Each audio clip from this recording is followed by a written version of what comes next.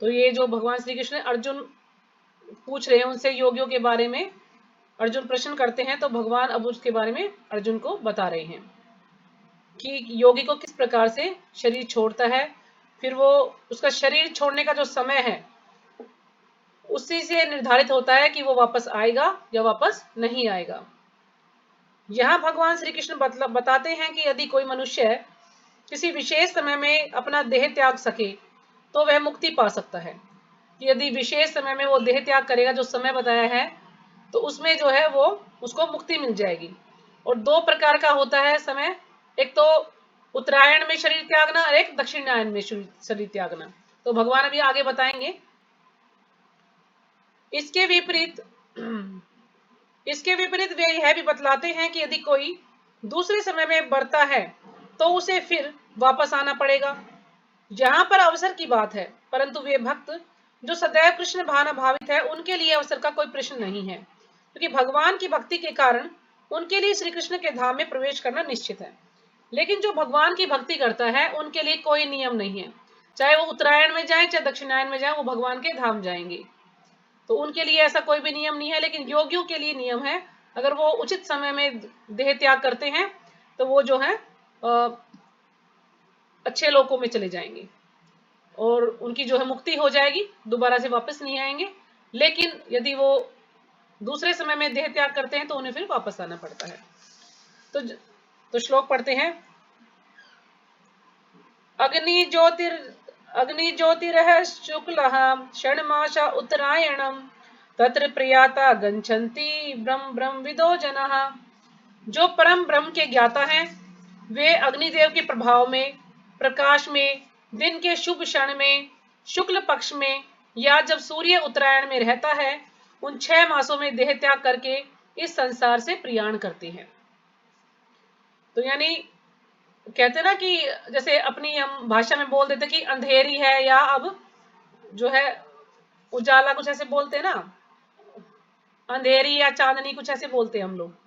तो इसमें यही है कि शुक्ल पक्ष में यानी दिन के समय में अग्निदेव के प्रभाव में प्रकाश हो, प्रकाश में, दिन के शुभ क्षण में, शुक्ल पक्ष में, और उत्तरायण यानी 6 महीने जो शुरू के हैं जनवरी से लेकर जून तक, ये है उत्तरायण। और उसके बाद जो 6 महीने हैं वो है दक्षिणायन। तो उत्तरायण में यदि शरीर त्याग करता है वो, तो फिर वो जो है उसकी मुक्ति हो जाती है। तो 8.24 में भगवान बता रहे हैं, सूर्य 6 महीने विषुवत रेखा के उत्तर में रहता है और 6 महीने दक्षिण में रहता है। श्रीमद् भागवतम में वर्णन मिलता है कि जैसे सभी ग्रह चक्कर लगाते रहते हैं वैसे ही सूर्य भी चक्कर लगाता है। यदि कोई उस समय मरता है जबकि सूर्य उत्तरायण में होता है तो वह मुक्ति पाता है।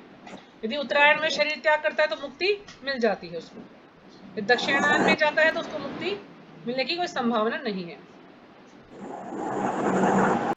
रात्रिस्ता कृष्णः षण्मासा दक्षिणायनम तत्र चंद्रमासं ज्योतिर्योगी प्राप्य निवर्तते शुक्ल कृष्णे गति होइते जगतः शाश्वते मते एकायात वृत्ति मन्यया वृतते पुनः। जो योगी धुंध के समय, रात्रि में यानी शाम के समय जो शरीर त्यागता है, कृष्ण पक्ष या सूर्य के दक्षिणायन में रहने के 6 महीनों में दिवंगत होता है, या जो चंद्रलोक पहुंच जाता है वह पुनः पृथ्वी पर आ जाता है। जो रात्रि के समय में और दक्षिणायन के समय में अगर वो शरीर त्याग करता है तो उसको फिर से वापस आना पड़ता है। वैदिक मता अनुसार इस संसार से प्रयाण करने के 2 मार्ग हैं, एक प्रकाश का और दूसरा अंधकार का। जब मनुष्य प्रकाश में जाता है तो वह वापस नहीं आता, किंतु अंधकार में जाने वाला पुनः लौटकर आता है। जैसे हम बोलते हैं ना कि जैसे एकादशी, 2 एकादशी आती हैं महीने में, तो एक तो बोलते हैं कि चांदनी एकादशी, अभी भी चांदन लगा हुआ है, और अंधेरी समय हो तो फिर कहते हैं अंधेरी एकादशी। लेकिन जो भाषा है शुक्ल पक्ष और कृष्ण पक्ष के अनुसार भी बोलते हैं। तो अपना जो है सबका बोलने का या समझाने का ढंग है अलग अलग। तो लेकिन यहाँ प्रपात जी बता रहे हैं कि एक प्रकाश का और दूसरा अंधकार का, यानी रात्रि को जाते हैं और दक्षिणायन में जाएंगे तो अंधकार का समय है, और वो उत्तरायण में जाएंगे तो वो प्रकाश का समय है। जब मनुष्य प्रकाश में जाता है तो वह वापस नहीं आता, किंतु अंधकार में जाने वाला पुनः लौटकर आता है। श्रीमद् भगवद गीता 8.25 और 26 में बताया है। यह सब अवसर की बात है। हम नहीं जानते कि हम कब मरने वाले हैं और हम आकस्मिक संयोगवश कभी भी मर सकते हैं। किंतु जो भक्ति योगी है, जो कृष्ण भावनामृत में स्थित है, उसके लिए अवसर का कोई प्रश्न नहीं है। वह सदैव विश्वस्त रहता है।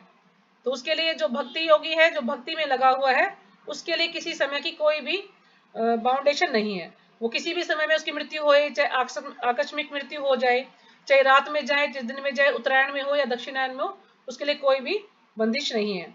तो वो भगवान के धाम ही जाएगा। भगवान के धाम भी नहीं जाएगा तो बैकुंठ लोक में वो चला जाएगा। जैसे उसकी भक्ति होगी उस लेवल पे वो जाएगा। नैते श्रुति पार्था जानन योगी मुहेति कश्चन तस्मात् सर्वेषु कालेषु योग युक्तो भव अर्जुन। हे अर्जुन, जो भक्तगण इन दोनों मार्गों को जानते हैं वे कभी मोहग्रस्त नहीं होते, अतः तुम सदैव भक्ति में स्थिर रहो। तो भगवान अर्जुन को बता रहे कि जो इन दोनों मार्गों के बारे में जिनको ज्ञान है वो कभी भी मोहग्रस्त नहीं होते, इसलिए तुम भी जो है सदैव भक्ति में स्थिर रहो, टिके रहो भक्ति में। यह पहले ही कहा जा चुका है कि यदि कोई मनुष्य कोई मृत्यु के समय भगवान श्री कृष्ण के विषय में सोच सके तो वह तुरंत ही श्री कृष्ण के धाम में स्थानांतरित हो जाता है। यदि मृत्यु के समय भगवान का नाम लेगा तो भगवान के धाम चला जाएगा। लेकिन भगवान का नाम जब लेगा जब उसने पूरे समय भगवान का नाम लिया होगा। ये नहीं होगा कि वो पूरे समय तो उसने भगवान का नाम लिया नहीं कभी और मृत्यु के समय उसके भगवान का नाम याद आ जाएगा। ये बहुत ही मुश्किल है कि कोई विरला ही होगा या जिसको नाम याद आया होगा, जब उसने कभी नाम लिया ही नहीं तो बहुत मुश्किल है। लेकिन जो भगवान का नाम लेता है तो वो जो है अगर उसकी आकस्मिक मृत्यु होती है और वो भगवान का नाम नहीं भी ले पाता तो उसको भगवान की ड्यूटी बनती है, भगवान की जिम्मेदारी भगवान अपने आप देखते हैं फिर उसको। और कोई भगवान के नाम लेते लेते जाता है तो बहुत ही अच्छी बात है। जैसे मेरी मम्मी भक्त नहीं थी, मेरी मम्मी जो है कि दूसरे उससे कोई उन्होंने और दूसरा गुरु बना रखा था, लेकिन वो मेरे कहने से हरे कृष्णा की माला भी करती थी और अपने जो गुरु की माला भी करती थी। और जैसे सारे व्रत एकादशी भी हैं या नवरात्रे, मतलब हर तरह के व्रत करती थी वो। और जब उनका अंत समय आया तो मेरी जो भाभी थी साथ में थी, तो उन्होंने कहा कि आप हरे कृष्णा का जप करो। तो मेरी मम्मी हरे कृष्णा का जप करते करते जो है उनके प्राण छूट गए थे। अब ये भगवान को पता कि वो कहाँ गई हैं, लेकिन इतना जरूर है, जैसे मैंने किसी से पूछा, आदिला माता जी से पूछा, इतना जरूर कि बैकुंठ लोक तक जरूर चली गई होंगी वो, भगवान के धाम नहीं गई तो, क्योंकि वो कीर्तन करते करते उन्होंने प्राण छोड़े हैं। और वो इन्हें याद भी इसलिए आया क्योंकि वो बचपन से 5 साल की उम्र से जो है मेरी मम्मी भक्ति करती थी।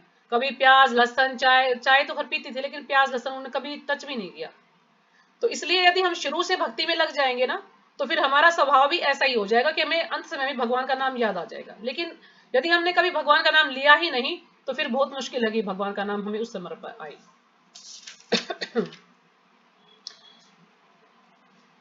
अंतकाले च मामेव स्मरण मुक्ता कलेवरम यह प्रियाति से मद्भावम याति नास्त यत्र संशयः अभ्यास योग युक्तेन चेत्स्यान्यगामिना परमं पुरुषम दिव्यम याति पार्थानुचिंतयन्। और जीवन के अंत में जो केवल मेरा स्मरण करते हुए शरीर का त्याग करता है वह तुरंत मेरे स्वभाव को प्राप्त करता है। यदि अंत समय में भगवान का नाम लेते हैं तो हम भगवान के स्वभाव को प्राप्त करते हैं, यानी हम भगवान के धाम जा सकते हैं। इसमें रंच मात्र भी संदेह नहीं है, इसमें कोई भी शक नहीं, कोई भी संदेह नहीं है। हे पार्थ, जो व्यक्ति मेरा स्मरण करने में अपना मन निरंतर लगाते हुए अविचलित भाव से मेरा ध्यान भगवान के रूप में करता है वह मुझको अवश्य ही प्राप्त होता है। जो कि 24 घंटे भगवान का स्मरण करता है, भगवान को याद करता है, तो वो जो है अंत समय भगवान को प्राप्त कर लेता है। तो ये बताया है श्रीमद् भगवद गीता 8.5 और 8.8 में। भगवान श्री कृष्ण में ऐसा ध्यान लगाना कठिन लगता है, परंतु वास्तव में ऐसा नहीं है। यदि ये कोई हरे कृष्ण कृष्ण कृष्ण हरे हरे, हरे राम राम राम हरे हरे, इस महामंत्र का कीर्तन करते हुए कृष्ण भावनामृत का अभ्यास करे तो श्री भगवान तुरंत उसकी सहायता करेंगे। यदि हम ये मंत्र जाप करते हैं तो धीरे धीरे जो है हमारा हृदय बिल्कुल शुद्ध हो जाएगा, क्योंकि भगवान देखते हैं कि वो मेरा जाप कर रहा है तो भगवान भी उसको बुद्धि देंगे, उसकी सहायता करेंगे कि धीरे धीरे वो जो है एक दिन इस लेवल पर आ जाएगा, बिल्कुल शुद्ध भक्त जो है बन जाएगा। श्री कृष्ण और उनका नाम अभिन्न है। अब श्री कृष्ण का नाम और श्री कृष्ण अभिन्न है, यानी दोनों समान है, उनमें कोई भी अंतर नहीं है, कोई भिन्नता नहीं है, उनमें अभिन्न है दोनों। श्री कृष्ण और उनका दिव्य धाम भी अभिन्न है। शब्द ध्वनि से हम श्री कृष्ण की संगति में रह सकते हैं। यदि हम भगवान का कीर्तन करते हैं तो हम भगवान का संग प्राप्त कर सकते हैं, संगति कर सकते हैं भगवान की, क्योंकि 24 घंटे यदि हम जप नहीं कर रहे हैं तो कोई भी हम कार्य करते, घर में कोई भी कार्य करें, खाना बनाए, कपड़े धोएं, कोई भी कार्य करें, तो हम कीर्तन करते रहें, तो इससे हम 24 घंटे जो है भगवान के संग में रहेंगे, भगवान की संगति प्राप्त कर सकते हैं। ये नहीं है कि हमने सुबह जप किया बस उसके बाद हमें अब भगवान का नाम नहीं लेना, क्योंकि अब काम तो इतने होते हैं घर में, तो हम कार्य करते करते भगवान का नाम कीर्तन कर सकते हैं, या कोई भगवान की कथा सुन सकते हैं, कोई लेक्चर सुन सकते हैं, ताकि हम जो है भगवान से जुड़े रहें। उदाहरण के लिए यदि हम सड़क पर हरे कृष्ण का कीर्तन करें तो हम अनुभव करेंगे कि श्री कृष्ण हमारे साथ चल रहे होते हैं। तो यहाँ प्रभुपाद जी उदाहरण दे रहे हैं, यदि हम सड़क पर कीर्तन कर रहे हैं तो हमें ऐसा आभास होता है कि कभी कभी कि भगवान हमारे साथ ही चल रहे हैं। ठीक उसी तरह जब हम ऊपर की ओर नजर करके चंद्रमा को देखते हैं तो हमें लगता है कि चंद्रमा भी हमारे साथ चल रहा है।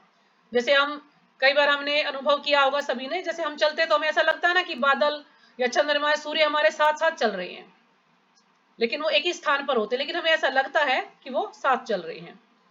तो यदि भगवान श्री कृष्ण की निम्न शक्ति हमारे साथ चलती प्रतीत होती है, तो भगवान की निम्न शक्ति है चंद्रमा और सूर्य, तो हमें चलती प्रतीत होती है, तो क्या यह संभव नहीं है कि जब हम उनके नामों का कीर्तन करें तो भगवान श्री कृष्ण स्वयं हमारे साथ रहें?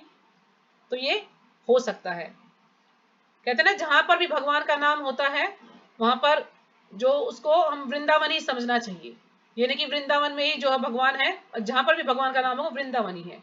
और हनुमान जी कहते हैं कि जहां पर भी भगवान का नाम लिया जाता है हनुमान जी हमेशा वहां उपस्थित होते हैं, वे हमारे साथ रहेंगे, परंतु हमें अपने आप को उनकी संगति में रहने के योग्य बनाना होगा। हमारे साथ रहेंगे भगवान, लेकिन हमें उसके योग्य बनना होगा, हमें जो है योग्यता प्राप्त करनी होगी। कैसे? हमें जो है भगवान का नाम लेना होगा, भगवान की लीलाओं को सुनना होगा, भगवान के ग्रंथों को पढ़ना होगा, और भगवान जो भी हम कोई भी हमारी इच्छा है तो हम उसे भगवान की इच्छा से जोड़ दें। हम जो है भगवान की सेवा करें पूरे तन मन धन से, तो फिर भगवान भी जो है हमारे साथ ऐसा अच्छा व्यवहार करते हैं, भगवान भी जो है हमारे साथ रहने के लिए तैयार है, भगवान भी हमारे साथ चलते हैं। यदि किसी प्रकार हम हर समय श्री कृष्ण के विचार में मग्न रहें तो हमें पूर्णतः विश्वस्त रहना चाहिए कि श्री कृष्ण सदैव हमारे साथ हैं। यदि हम 24 घंटे भगवान के ही गुणगान में मग्न रहें तो हमें भी विश्वास होना चाहिए कि भगवान भी सदैव हमारे साथ है। भगवान श्री चैतन्य महाप्रभु प्रार्थना करते हैं, नाम नाम कारी बहुधा निज सर्वशक्ति सतत अर्पिता नियमितः स्मरणेन कालः एतादर्शी तव कृपा भगवन् नामपि दुर्दैवीदृश मिहाजनी नानुरागः। ये दूसरा श्लोक है जो चैतन्य महाप्रभु का शिक्षा अष्टकम है उसका। हे मेरे भगवान, आपका पवित्र नाम ही हर जीव का कल्याण कर सकता है, इसलिए आपके हजारों और करोड़ों नाम हैं, जैसे श्री कृष्ण और गोविंद इत्यादि। तो भगवान के हजारों करोड़ों नाम हैं, अनगिनत नाम है भगवान के, तो किसी भी नाम से हम भगवान को पुकार सकते हैं। इन दिव्य नामों में आपने अपनी सभी दिव्य शक्तियां भर दी हैं। तो जो भगवान के जितने भी नाम हैं उनमें भगवान की पूरी शक्ति है। और इन पवित्र नामों का कीर्तन करने के लिए कोई कड़े नियम भी नहीं है, कोई कड़े नियम भी नहीं कि सुबह नहा धो के ही करना है आपको, या सुबह के समय करना है, शाम को नहीं कर सकते, या खाना खाए बिना करना है, बाद में नहीं कर सकते, ऐसा कोई भी नियम नहीं है। हम जो है बिना नहाए भगवान के नामों का जप कर सकते हैं, नहाकर भी कर सकते हैं, और खाना खाने के बाद भी कर सकते हैं। ऐसा कोई भी नियम नहीं है कि हम सुबह ही सुबह हमें सारे काम करने हैं। जिस समय भी हमें समय मिले हम भगवान का नाम ले सकते हैं, हम काम करते करते भी भगवान का नाम ले सकते हैं। यहाँ तक कि यदि टॉयलेट में भी हैं तो हम वहां पर भी भगवान का नाम ले सकते हैं, स्नान कर रहे हैं तो भी भगवान का नाम ले सकते हैं, इसमें कोई भी बुराई नहीं है।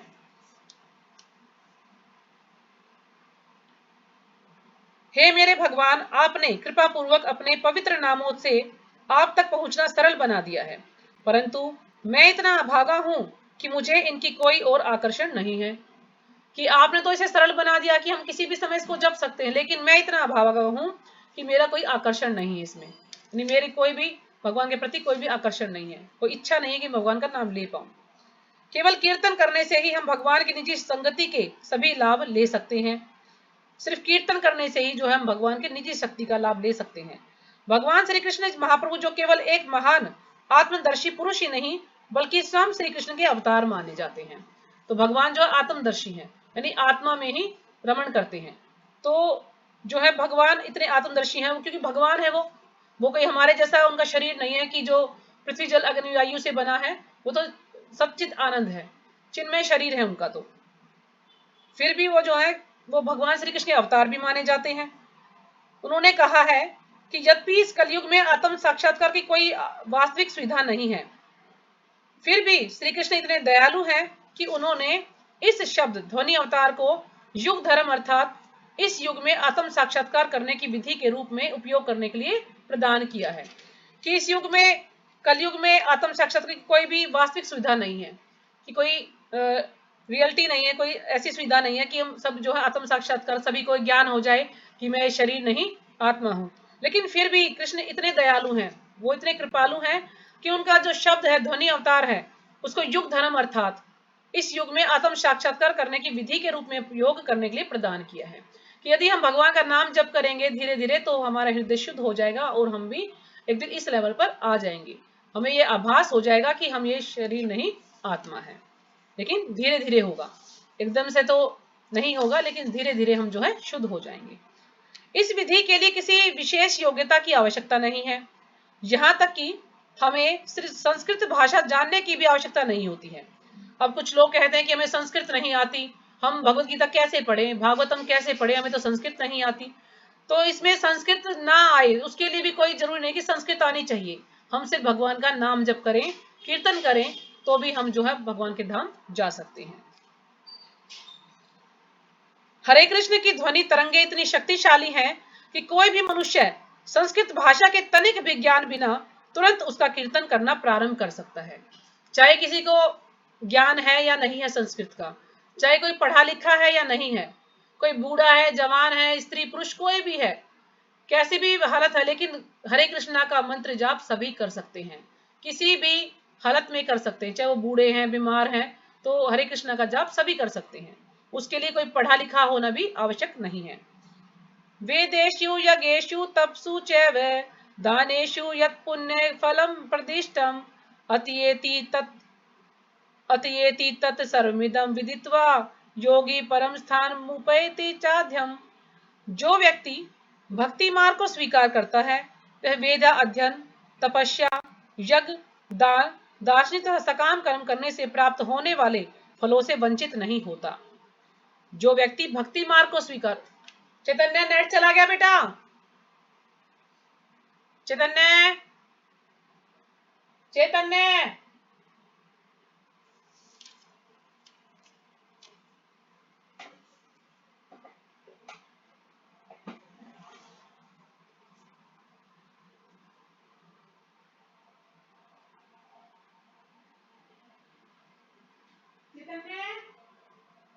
नेट चला गया बेटे, इतनी आवाज लगा ली, कहां चला गया?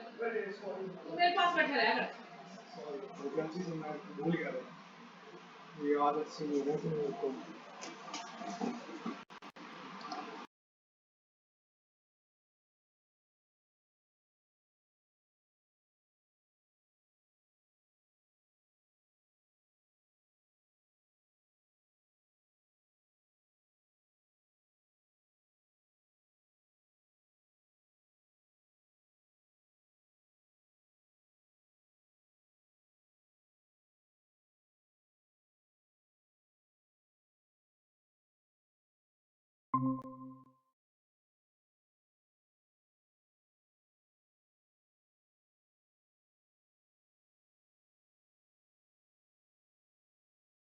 नेट चला गया था माता जी ना, क्योंकि हमारे घर पे काम चल रहा है ना, तो वाईफाई तो काम करता नहीं है, फोन का नेट है।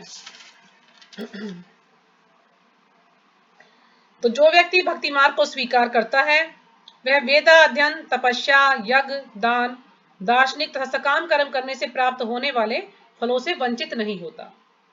तो यहाँ पर भगवान बता रहे हैं कि जो व्यक्ति भक्ति मार्ग को स्वीकार करता है, यदि हम भक्ति में जुड़ जाते हैं तो जो भी वेदाध्ययन से, वेदों को पढ़ने से, तपस्या करने से, यज्ञ करने से, दान करने से या सकाम कर्म करने से या ज्ञान प्राप्त करने से जो भी फल मिलता है, वो सब फल हमें जो है भक्ति करने से मिल जाएगा।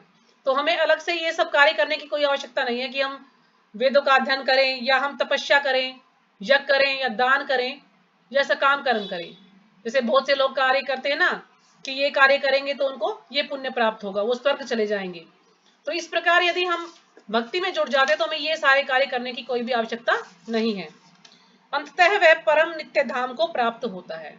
तो हम भगवान के धाम जा सकते हैं यदि हम भक्ति को स्वीकार करते हैं, भक्ति में जुड़ जाते हैं। तो श्रीमद् भगवद गीता 8.28 यहाँ पर भगवान श्री कृष्ण कहते हैं कि समस्त वैदिक शास्त्रों के अध्ययन का उद्देश्य जीवन के परम लक्ष्य को प्राप्त करना है। कि जो भी हम अध्ययन करते हैं, जो वैदिक साहित्य को पढ़ने का जो उद्देश्य है, वो क्या है कि भगवान यानी परम लक्ष्य को प्राप्त करना है। और परम लक्ष्य क्या है कि हमें भगवान के धाम जाना है, और वह है भगवान के धाम वापस जाना। सभी देशों के सभी शास्त्रों का यही एकमात्र उद्देश्य है। तो जितने भी अलग अलग देश हैं, तो जितने सबके अलग अलग धर्म हैं, अलग अलग उनके शास्त्र हैं, तो सभी का एक ही मत है, एक ही उद्देश्य है कि भगवान की सेवा करें और भगवान के धाम जाएं। सभी धार्मिक सुधारकों और आचार्यों का भी यही संदेश रहा है। चाहे कोई भी संस्था हो, चाहे कोई निराकारवादी हो, साकारवादी हो, ब्रह्मवादी हो, निर्विशेषवादी हो, या कोई